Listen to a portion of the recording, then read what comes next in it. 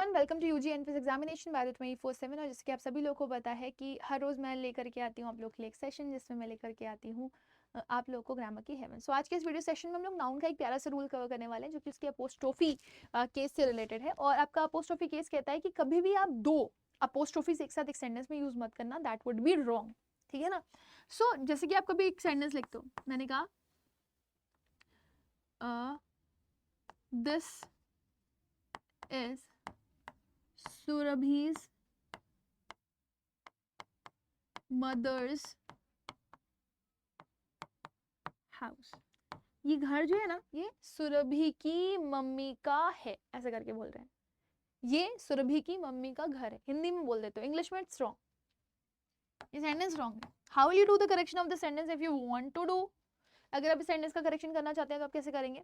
आप इसको इस तरीके से लिखेंगे, दिस इज, ठीक है ना। और एक पोजेशन आप किसे दिखाएंगे? ऑफ से। सो आप यहाँ पे लगाएंगे the house of, house of, है ना, क्योंकि इस हाउस के बारे में आप शॉर्ट ही दे रहे हो, सो यहाँ पे क्या लगाओगे? The house of सुरभीज।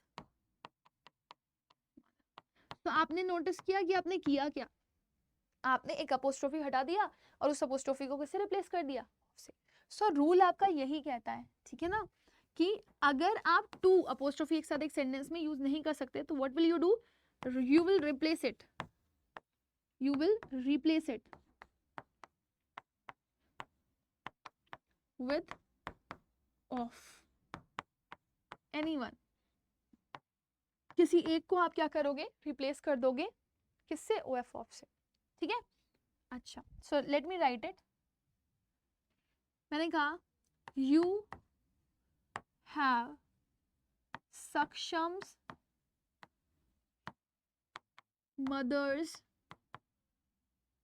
साड़ी,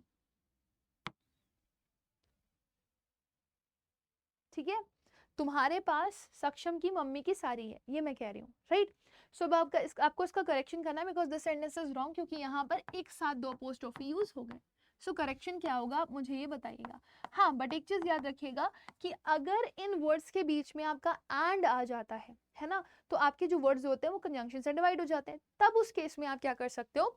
आप अपोस्ट्रोफी का यूज कर सकते हो। जैसे कि मैंने कहा these building, the buildings belong to Radha and Shamas।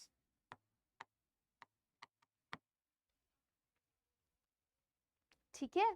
So remember this, जब आप एंड लगा देते हैं तो फिर ये एक साथ वाला केस नहीं बनता है। This is a different case and this is right. So I hope this is quite clear to everybody. Let me end this session. We'll meet again. तब तक के लिए bye bye, take care and God bless you all.